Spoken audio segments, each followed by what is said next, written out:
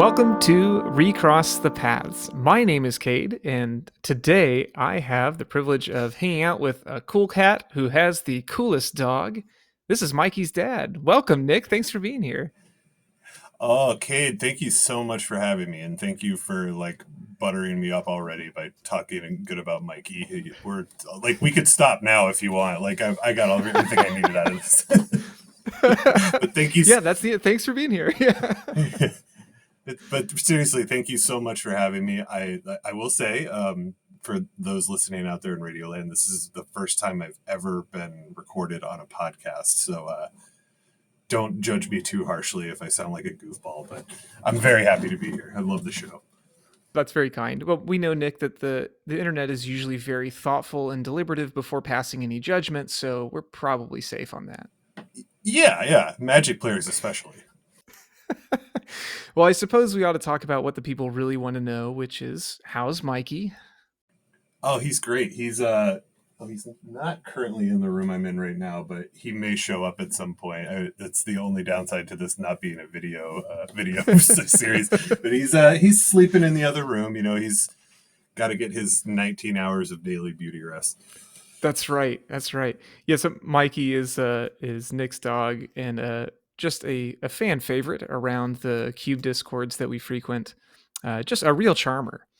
Yeah, it's real funny. Just as kind of a quick aside, it was a really interesting conversation I had with my dear wife about a year and a half ago, where I was kind of like, yeah, I kind of need to tell you that our dog is becoming sort of a minor internet celebrity. And, Minor. but only specifically in this very niche community within the Magic the Gathering community. But, no more questions after that, please. Just like, okay. Well, I do have a question. Is there any veracity to kind of a Mikey Sadie rivalry here for fame and fortune, or dog bed size? Well, dog bed size. I've heard about Andy getting a lot of grief about Sadie's dog bed sizes, but I have nothing to say on that matter. I'll let the internet judge that. But I will say Mikey has a bed in most rooms of this house, and we don't have to move them. But I've had the pleasure of meeting Sadie at Andy's house, and that is a well-loved dog. So no rivalry that I'm aware of. I don't think Mikey knows what a rivalry with another dog even looks like. He's just thinks with his nose. But I think they would be great friends if they were met. That's really exciting to think about. I don't know if our dogs would be friends, but only because my dog is kind of snooty and she doesn't want other people occupying the space, unfortunately. But well, that's her right, Kate. Give her respect. That's what she thinks her right is. Certainly, we could connect over our dogs and our dog photos, but I think it's really neat that we get to cross paths in this cube space as well. There's something special about how it brings people from all sorts of different backgrounds together. So I'm excited to go over some of those connections here. Yeah, me too.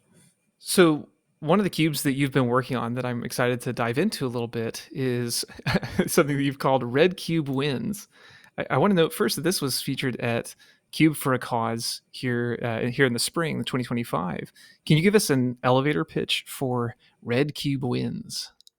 Sure. And just so the listeners know, the Red Cube Wins has an exclamation mark at the end, and I consider that, crucial to the brand identity of Red Cube Wins. RCW. I'm sorry I said that exclamation wrong. Mark for sure. Yeah, shame on you, Cade. So tell us about Red Cube Wins. There it is. That's what I was looking for. Okay. So it's a mono red cube, right? You've heard of mono red cubes before, and this one is a lot. Yeah, maybe even recently. This is a cube that is meant for players to do red things, like wild interactive games, right? Like, I want people to be throwing spells around, like making goblin tokens, attacking with goblins, like playing big dragons, playing stuff from exile, playing with one of the 15 or so Chandra planeswalkers, combat tricks, land destruction, all of it. Like, big red, weird stuff. Like, this cube, and it hasn't been around for an incredibly long time, but I've had a lot of fun just kind of like shuffling through the different identities of red through Magic's history, just as I've been cultivating it. Well, your passion is evident and apropos for red, of course. But what do you think it is that draws you to red as something that you're building a project like this for? I like Magic players to lose the game, and I like creatures to take damage and die. I love it. But I mean, Cade, I am an almost 40-year-old man at the time of recording. And one thing that has not changed about my love for Magic now versus my love for Magic in 1999 when I started playing was that, like, I think dragons are sweet. They're Oh awesome. I yeah. like look at it just from the time I saw Shivan Dragon for the first time, which tragically was recently cut from the cube. But please don't judge me out there, red mages. Uh, but and I just think goblins are cool. I think dragons are cool. I think creatures flying and like paying red mana to make their power just slightly bigger is cool. Really, to answer your question, what's not to like? It's. I will concede that the critics and the haters will say that red is Magic on easy mode, and I'm here to be like, yeah, and I'm sorry, Your Highness. Hey, but there's something to be said about like the ubiquity of effects like lightning bolt, and that's so evocative. You know what this spell is trying to do without knowing anything about magic. It's Mm-hmm. gonna deal damage to something, you know. Yeah, the term "bolt the bird" comes to mind, right? Like, Yeah, yeah. is there another phrase in like the Magic lexicon that evokes such a like a classic play pattern? It's like, oh, you played a pretty little creature, well now it's dead. Yeah, and I'm keeping you from doing your thing by Yeah. fire, the best tool for Mm-hmm. it. Oh yeah. And how dare you even try? Well, so you were noting like with red, there are things that red does particularly well. Certainly things like damage, things like goblins and dragons. There are a couple things that red doesn't do particularly well. How do you engage with that in a cube like this?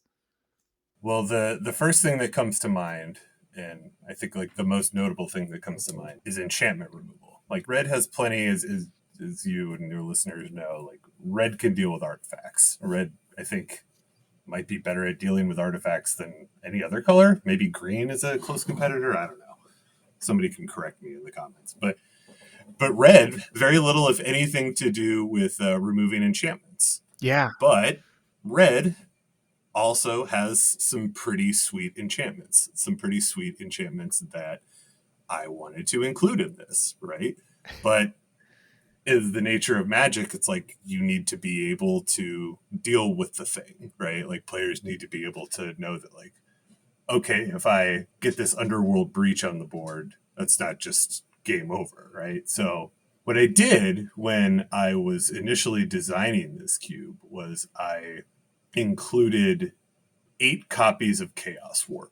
Yo, yeah, the OG. Yeah, that was the only card in this cube that I broke Singleton for. That was actually to give credit where it's due. That was an idea of a friend of mine named Corey. He's like, oh, you could just do this, and then people on average each drafter will have 1 Chaos Warp that can deal with it. But so what ended up happening, we did a couple test drafts of the cube, and the Chaos Warps were very relevant in a lot of the games, but what I noticed was happening was that they were being used defensively. Oh.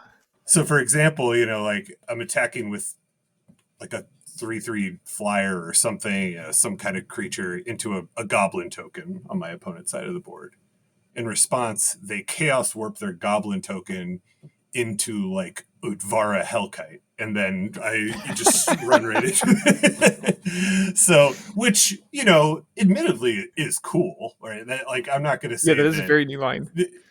Yeah, no, like I'm into that, and I was like, wow, that's not really how I expected this to be used, but anyway, so a couple drafts of that, and I was finding that was more of the vibe people were going for, was like these defensive chaos warps. So what I ended up doing was then, noticing the card. I think it's from Battle for Baldur's Gate, Wild Magic Surge, Yes. which Wild Magic Surge for 2 red instead of 2 colorless and a red of Chaos Warp it does the same effect as Chaos Warp, but with the key difference is that you can only use it on your opponent's permanents.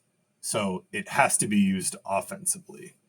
So I was like, all right, well, I'm going to try, basically the same thing, but with wild magic surges instead of Chaos Warp. And thus far, it's been really cool. I've been getting a lot of good feedback on it. That makes a lot of sense. I was wondering as I was looking through the list, why Wild Magic Surge over Chaos Warp? But yeah, that makes a lot of sense. It puts the opportunity for the like polymorph type decks into something like Indomitable Creativity rather than something that doubles as a removal spell. Right, absolutely. So then within that also, you noted you have a bunch of enchantments that are critical game pieces. Like some of these are pretty well game ending on their own. So having a way to deal with those is critical. Yeah, like in the Web of War or All Will Be One or any of the big enchantments, really. Like there's so many cool ones. But even ones like the smaller ones, like Raid Bombardment, the Akroan War, stuff like that. Like all of that can be pretty dominating to the board if left unchecked. And if you're just sort of like, oh, this is a red cube and red just can't deal with enchantments, like I say don't be a quitter. I say just break Singleton a little bit and put some weird commander card in your, put 6 copies of it in your cube and go nuts. But like I said, it seems to be well received. The cube was kind of had its coming out party at Cube for a Cause in the spring here in New York. Yeah. And that was one of the things I think I got the most feedback on was like, I really liked all the wild magic surges. It made for some really interesting gameplay decisions. Yeah, it seems, I mean, certainly, as you described, seems really important here. Yeah. Have you considered breaking Singleton for other cards or other effects like that? You know what? I have not. Honestly, people have asked me specifically, like, if I've considered breaking Singleton for, like, Lightning Bolt, It's Lightning Bolt, Yeah. And I get that. Like, look, I would play a cube with many, many Lightning Bolts in it. And I think actually maybe I have now that I think about it. And it was fun. But look, I think Lightning Bolt is arguably the most iconic red card of all time. That doesn't feel like a controversial statement, but Yeah, I'd be hard pressed to come up with anything close. yeah. But in my mind, that doesn't mean that. All right, let me back up. I wanted to keep this cube at 360 cards, right? I didn't want this cube to get too bloated, too inflated. But I also wanted to, and one of my design goals I have for this as it lives and grows over time is to kind of be a museum sort of all of the cool things that red can do and all the like weird other non-lightning bolt cards that red has had to offer. Like, I mean, not that it's a weird card necessarily, but like this cube has lightning bolt, but it also has shock, it has incinerate, it has fire prophecy, Yeah. it has stuff like that, like unholy heat, obviously the big ones, even lava dart, gut shot, all the things. If it's a burn spell and it's decently good and aggressively costed, it's probably in this cube or has been or will be. Well, and I love that you suggested that it's kind of like a museum. You noted having played since 1999, you said? It's like, 99. so you've gotten to watch a lot of development in the game Yeah. over the years, right? Like you've seen so many different things. Yeah. And so then the goals seem to expand beyond just having like all of the optimal spells in each slot, but like maybe some storytelling to that. Or at least like nostalgia, I suppose. Yeah, like there's some cards in here that, I think people would look at and be like, what is this card? Why is it here? This card is so bad. This, random card from Mirage. I'm like, fun? I don't know. Like, why are you asking so many questions? Why can't you just play the card? That does feel like a very red sensibility, right? Like card is here, either take it or pass it, Yeah, and then there's cards that I just think are flavorfully really cool that I have to put it like there's a card, I want to say it's from the original Innistrad, that's called Into the Maw of Hell. Oh, yeah. It's a 6-mana sorcery that destroys a target land and then it deals 13 damage to target creature.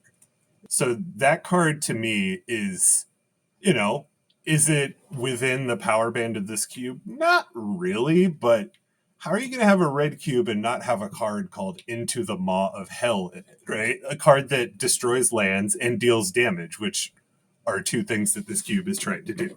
I mean, that also seems like a really cool thing to play with something like Boros Reckoner, I suppose. Absolutely. Yeah, yeah. And how fun and evocative to have cards like that you get to shout the card name as you are as you're casting them too. Yeah, that's my goal, is to win game 3 of the finals of this cube with like Into the Maw of Hell, and I just get up and scream it, and then I get asked to leave whatever brewery I'm at the time. Sir, this is an Applebee's. I certainly brought up Boros Reckoner, but I have always enjoyed cards like that. I love that you've included some hybrid cards here. Was that always part of the design of this one, or did they get added in over time? So one of the design goals from the very beginning, because I've seen and drafted some wonderful monocolor cubes that have two color cards, like a mono black cube, for example, that might have a Rakdos card, but the only basics that you can get in the box are swamps. Shout out to you, Dan, up in Boston. I'm talking about your awesome mono black cube if you're listening. Yes. But I wanted with this cube specifically to be only cards that could be cast strictly with red mana. So, for example, I think the first hybrid card that like kind of made the list was Saheeli Sublime Artificer. Yeah, super cool card. Yeah. Yeah, and it's great, right? It's a clean card. It's a cheap little planeswalker that kind of does a sort of a similar to a young pyromancer thing, and yeah, you can just play it on turn 3, right? And then I kind of started, I was like, oh, what about cards like Fulminator Mage? And then there's even cards like Kenra Spellspear, which, for those who don't know, it's a card from March of the Machine that it's 1 in a red, trample prowess, and for 3 in a blue Phyrexian mana, you can flip it into this big 3/3 trampling prowess ward 2 creature. But so obviously you'll never be able to do that with a blue mana. Well, actually, there are treasures in this cube, so it technically could happen. But like the idea is that you pay 3 and 2 life, but there's only mountains in the land box. If you're paying full cost to transform Kenra Spellspear, something has gone wrong with your game plan, I think. Yeah, very likely. That's a good point. But long story short, I only wanted mountains in the basic land box. One of my, fun goals, I don't even think I've ever told anyone this before, is that I would love all of the mountains in the basic land box one day to be different mountains, like a mountain with a different art. And oh, cool. I'm getting there. Obviously, some are a little harder to get your hands on than others, and it's just so hard now because so many arts are so cool that are coming out, and I want all of them, but these white boxes that hold our cubes are only so large. Yeah, please reach into the kiddie pool of mountains to choose your, Yeah. Do you have any particular standouts that are favorite arts, or do you have particular grails that you're still hunting down? Oh, that's a great question. I love all the old Mirage basic aliens. I'm just a sucker for that just bright popping out art. I know a lot of people have a lot of love for the Mirage Forest. I feel the same way about the islands, or mountains. Wrong cube. But Freudian slip there. Yeah. I would honestly love to get my hands on some alpha beta mountains and have them in here, which I kind of am surprised that I haven't yet. But you know what? I'll tell you what. There's a really cool mountain that I like. It doesn't have a foil copy of it. It was from the original Jumpstart set. And yeah, because they had the one unique land per pack. Right. There's the one that's got a dragon on it. Like the shadow of the dragon flying over the mountain, I think. Yeah. And then there's another one that's a mountain, and it looks like there's this crazy electrical storm happening.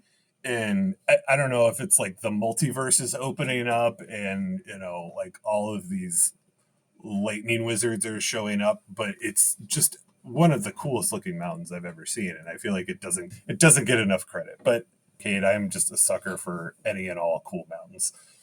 Well, and You have so many good ones to choose from. Yeah. And you mentioned foil. It doesn't have a foil copy. Is your aim to foil out the cube or the land base? Not necessarily. If I get a cool foil copy of, like, especially like a newer type of mountain, right? Ones that are, because every set has full art and everything now. I will always go for that over the regular ones, but I'm not too picky with art necessarily. Like, honestly, I'll say this: in one of my more favorite mountains that has come out in the last couple of years, and I'm sure I'm gonna catch grief for this, but is the mountains from the Fallout set. Oh, okay. I think they are so cool looking, but people got their feelings about Universes Beyond, and that's all that. But look, mountains are mountains. But you have your feelings about that mountain. Exactly, So exactly. Right? you're allowed to So enjoy much ink that. has been spilled on this topic. Yeah, exactly. Thank you, thank you. I'm going to tell my friends you said that. One of my friends, the quote rattles around in my head with every set release. He says, "Why does Wizards keep printing my new favorite set of lands?" Like every set has a new cool set of full arts that are really sweet. Yeah, and look, more artists getting work, right? Like, that feels like a good thing to me. But hey, what do I know? Quite a lot, I think. So, so you describe, I really appreciate in your overview of this cube, you described this cube as having themes that you'd find rather than archetypes, is a term I see most often. Are Mm-hmm. those like supposed to be interchangeable terms, or do you think of that as different from archetypes or decks? Yeah, it's Or are we thinking too much in the red mage space? we might be thinking too much in the red mage space. I think that in the times when I've built cubes that are not monocolor, I feel like it's easier for some reason to call them archetypes. Like, okay, Selesnya counters, Demir reanimator, so on and so forth. But red, it feels weird to be like, oh, this archetype of combat tricks or this archetype of Right. play from exile. It's like, I don't know, for some reason that just doesn't sound as correct to me. But if it just felt like for the monocolor cube, just calling it themes would be better. Because and what I've noticed with this cube, with people drafting it, is they'll oftentimes get in a lane and do their thing, but I'll see a lot of sort of mix and matching going on with these things. It's like, okay, this person's doing a spells matter thing, but they're doing it alongside a goblins deck. So it's like goblin spells, dragons delirium, or like land destruction Chandra. it's just like, but someone might just be like, oh, that's just control, and I'd be like, expand your mind, man. It's It's a little red. more a la carte. Yeah. Yeah, exactly. And that's what I'm going for here. I don't like things that can be so easily nailed down. And I think that's true across a lot of my cubes and a lot of how I view life in general.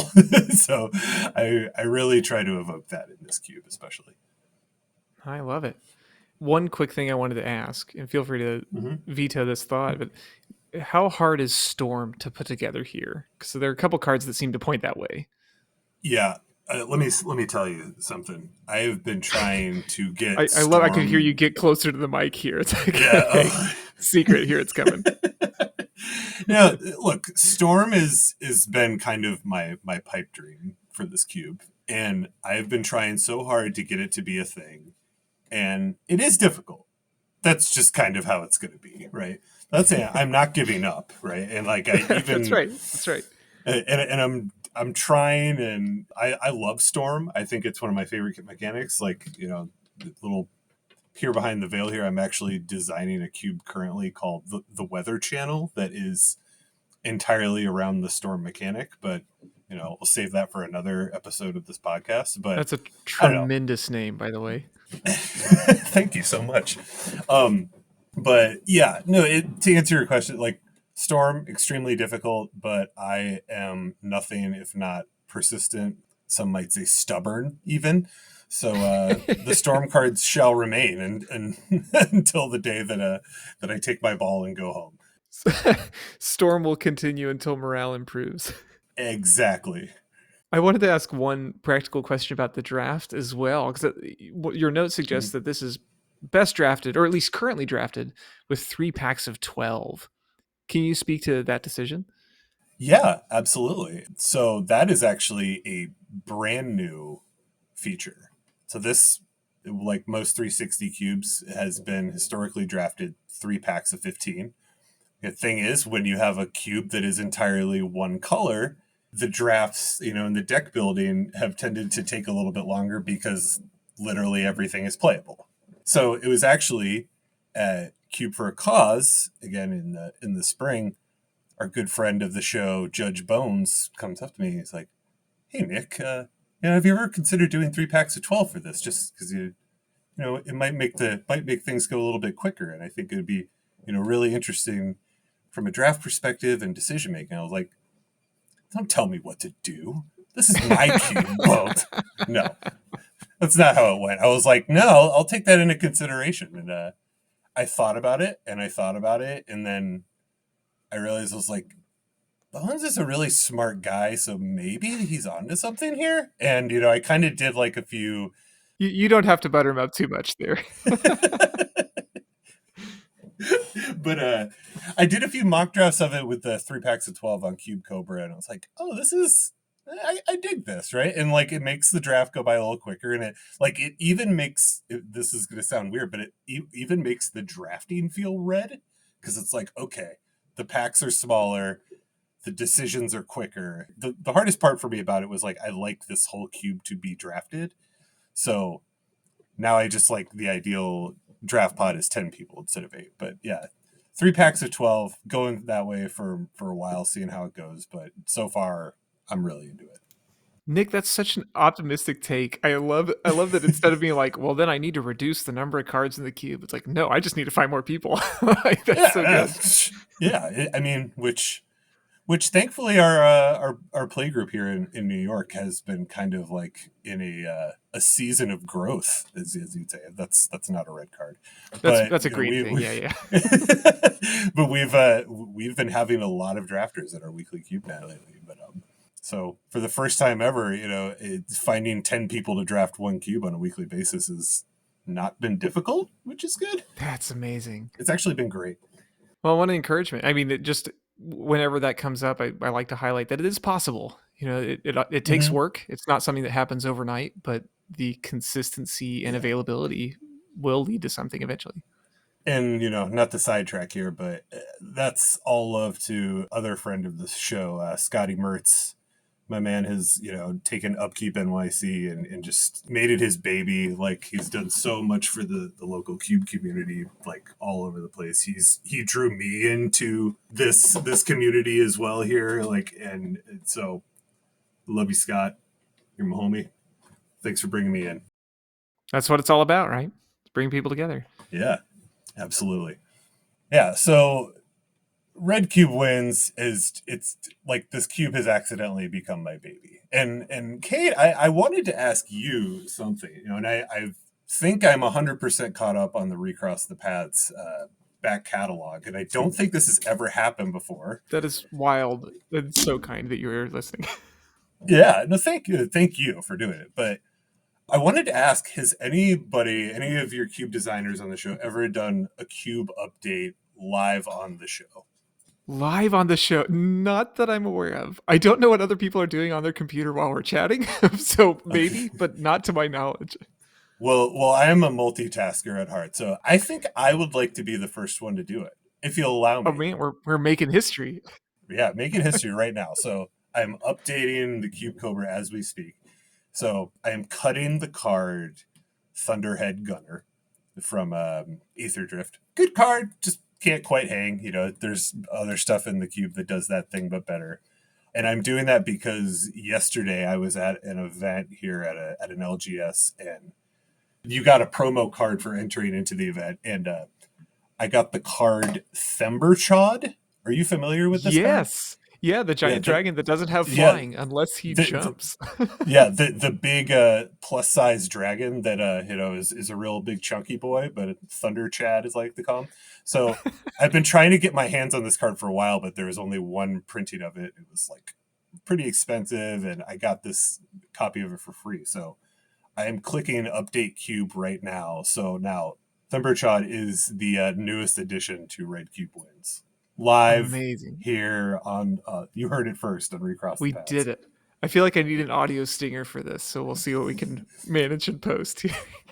Just like, I don't know, it was in a movie or something. So maybe you can.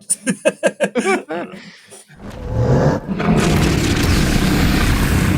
That's one pudgy dragon. Stembershot. No, that's so good. And I love that switch too. I mean, you were talking about kind of the spirit of this project too, where some of the cards are like, this is just a fun, wild thing to do. And Thimberchild is in that flavor for sure. It is a big, chunky dragon. Why wouldn't it be here? Well, Nick, outside of the game, or perhaps parallel to the game in a way, your days consist of doing psychotherapy work. Can you talk a little bit about that and maybe how that connects to your magic pursuits? Oh, yeah. Thank you for asking that. So that is true. I'm a psychotherapist. I'm a licensed mental health counselor in the state of New York. I've been doing that for a handful of years now. Currently, the work I do is in the telehealth space, thankfully, which I just kind of want to take an aside to say that the ubiquity of telehealth since COVID has made psychotherapy so much more accessible for so many more folks, and I think that that's so important. And Yeah. I can understand that that medium is not for everybody, right? Some people prefer the one-on-one person approach, and that's perfect for them, but this has been, it's done a lot of good for a lot of good people, and I feel like it's a really good way for me to do this practice. How does that intersect with your experiences with something like Cube? Cube, I have found, is the most friendly, positive way to play Magic. And I don't know if that's because of like the creativity of it, the community of it, maybe all of the above. But I will say, and I've played a lot of different kinds of Magic over the years. And, I've played Commander, I played like competitive Standard back in the day. And I have never felt more just unfettered joy. Oh, Mikey joined us. Mikey's Hey, here. that sounds like Mikey. What's up, buddy? Yeah, he's here. Speaking of unfettered joy, then since I've been part of the Cube community. In a craft that is about helping people broadly, like, is that something that you think about when you're designing or playing cubes? Oh, absolutely. I think that when I'm designing and playing cubes, like at this stage of my life, all I want to do when I'm playing Magic is have fun, right? People have their different relationships to this game, and that is great. But for me, I want to cube. I want to cube with my buds. I want to try their new weird project that they brewed up 3 days ago and they proxied, and I want to be supportive of them doing that. I don't want to be like the guy in the Discord that's like, well, this is actually not going to be a good, the power band here is a little jagged, and no, who cares? Let's just do it. Like, this is fun. Like, somebody took the time to pull this fun idea out of their head that meant something, even if it was just a one-off joke, and that made them happy. That did something to their day in a positive way. Like in our Upkeep New York group, for example, our Discord server, we have this little subsection of it called Brewer's Paradise. And any one of us will, and oftentimes it's Dan Schneider of Divwad Cube fame. Will be like, he'll be like, hey, I got this idea for a cube, and then 10 minutes later, there's like 300 comments of all of us to be like, oh yeah, you should put this in it, you should put that in it. Oh, and this would be hilarious, right? Lots of cooks in the kitchen. Yeah, but there never seems to be too many cooks in the kitchen, and it's made my experience with this game, my relationship with this game, feels so much more special because it's really something I love to tell people in my work as a psychotherapist. I'm like, especially when so many people right now are feeling so isolated and so alone, it's like, consider the word community as a verb. Mm. And I'm not going to explain that anymore right now, than the way I just did. But I would love your listeners to think about that. It's like community as a verb. Think about what that could mean. Think about what that could mean, like in your play groups, in your cube groups. Like, It sometimes sounds cliche when people say, "Oh, it's about the gathering," but in so many ways it is. Like, you think about the communities that are formed, or, here I'm using as a noun, I guess, but, like, these connections that are formed in the Discord channel that have so much less to do with Cube anymore in some ways. Like, it's just people enjoying one another's company. yeah, I don't think I've posted about Cube in the MTG Cube Talk Discord in like 2 years. It's usually just posting pictures of the dog, or like Alex and I are talking about punk rock from 20 years ago, and sounding old, having a good time. But yeah, like, and that's just another part of it too, is through this community and like the local community and the greater Cube community at large. Like, I've made so many friends, and I feel like, if we're talking about mental health as kind of a big umbrella term here, it's like I feel like my mental health has drastically improved, right? Like, it's tough out there, and like this is my coping skill. This is what I do to keep myself happy, to keep myself good, right? And I make the time for it, even when I'm tired, even when like I've had a hard day at work where things get heavy in my job, as you might imagine. But like, Yeah. I'll have a really tough day at work, and then make the trip out to Brooklyn from Queens to have Wednesday Cube night. And I'm like, even if I was like, I don't really feel like going, like I'm kind of tired, like I'm always glad I did. It's kind of like going to the gym. You don't always want to go, but you're always happy that you did. I don't know how best to frame this thought, but in thinking about how you're hoping to help people in different ways, often people think of games or hobbies broadly as kind of a form of escapism. Do you think there's a, Mm-hmm. a balance to that is a positive thing and not just something to be, I don't know, chided, I guess? Yeah, I think results may vary based on your audience, but I think that when people hear words like escapism, it tends to kind of have this like twinge of a negative connotation. Yeah. And I don't agree with that personally, because I think escapism is just taking care of yourself. The world we live in is difficult, right? Nobody has a perfect life. Like, everybody has things they're struggling with, right? Why wouldn't you want to escape from those things?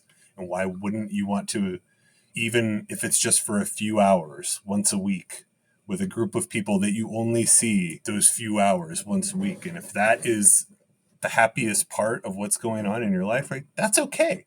That's great. Like, you should escape to that, right? Like, you work hard.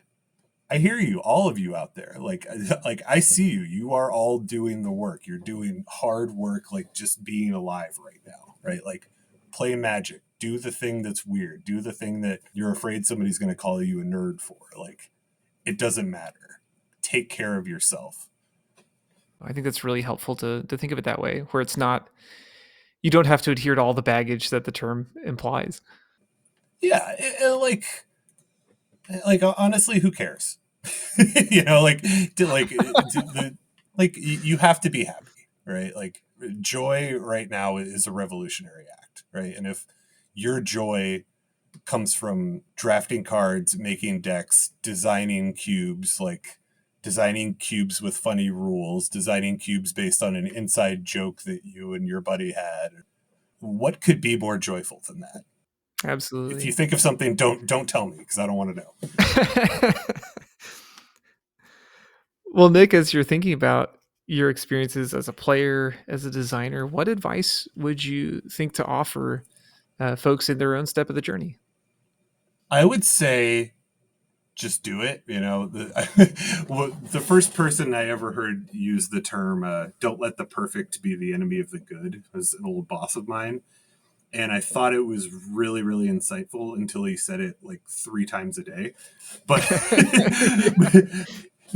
but it is true, and I think that admittedly, when I was getting started on kind of my journey with designing cubes, I think I was kind of gravitating towards the like, oh, I just need to make something that looks like the vintage cube, or nobody's going to like it. Nobody's going to want to play with it, right? And you know, those people exist, and again, that's fine for them. But I think my advice would be just have fun. Like, make the thing that sounds fun.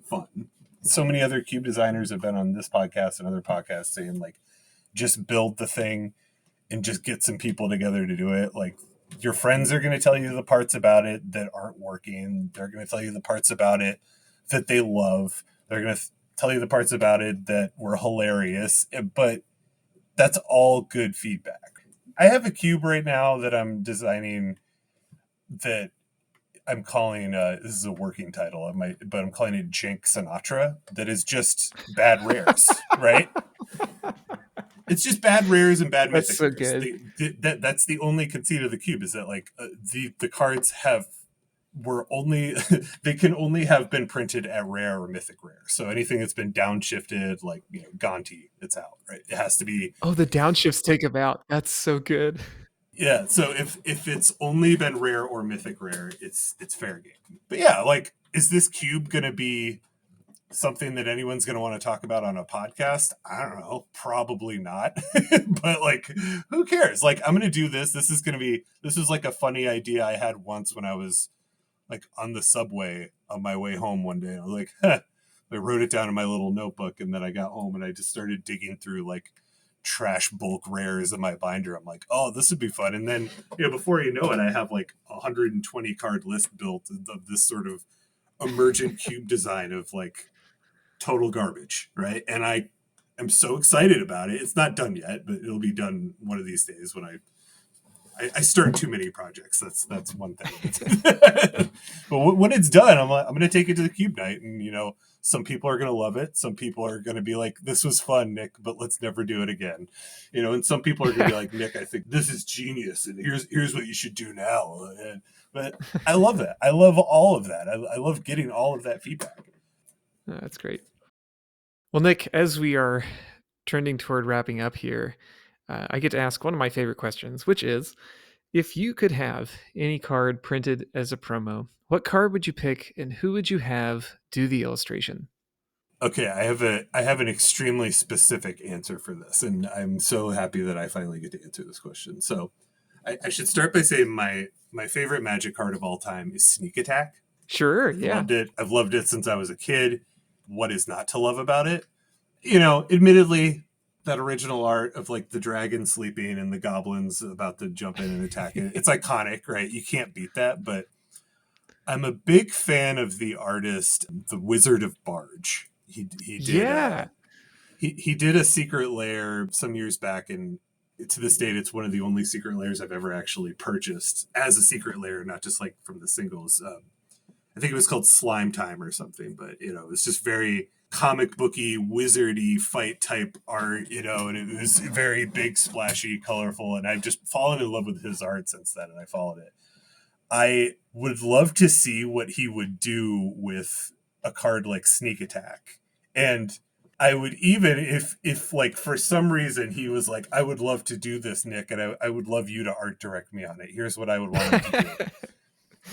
So, Mr. of Barge, if you're listening, like, let's talk. But I, for some reason, and this came to me literally in a dream, and it came to me in a dream since we've been talking about recording this episode, because I knew you were going to ask me this. But like, I had this dream that he actually did this, and the art was just two wizards, and one wizard was giving the other wizard a wedgie.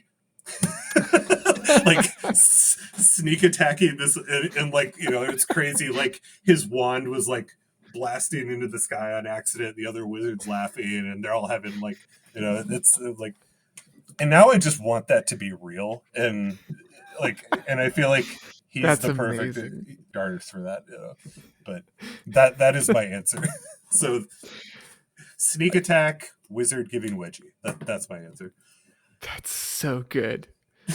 Boy, you know, I never know what to expect when I ask this question, and I love that there are no boundaries, Nick. So thank you for carrying on the spirit of the exercise. And I want to say I do not condone wedgies as a bullying is bad. Don't do it. But you know, in art, it's hilarious. Unless you're a wizard. Yes, exactly. Well, Nick, this has been just a delightful time. I'm so glad we got to connect, we got to chat, and just explore some of these things together.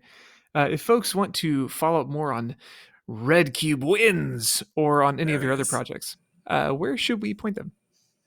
Yeah, thank you.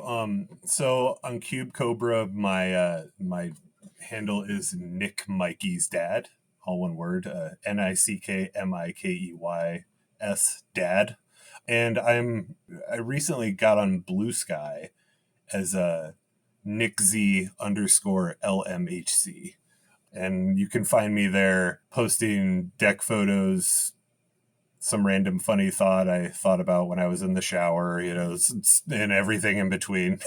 So yeah, let's be friends. Oh, so I real quick too before we go, kid. I had this idea because and I had this idea actually after listening to your recent episode with Illuminous talking about his monorail cube.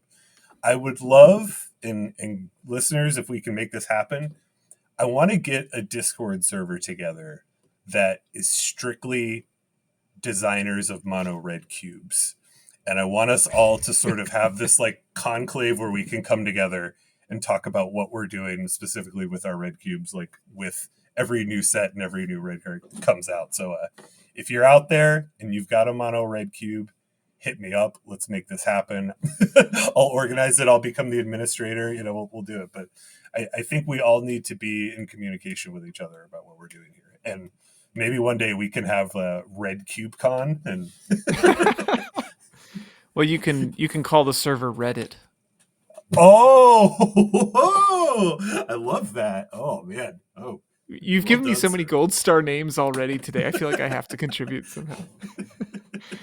Thank you. Well, Nick, thank you so much for your time and for your burning red passion. This has been a treat to chat. Much love to Mikey, and I hope we get to connect again soon. Thank you, kid. This has been a true joy. I appreciate it.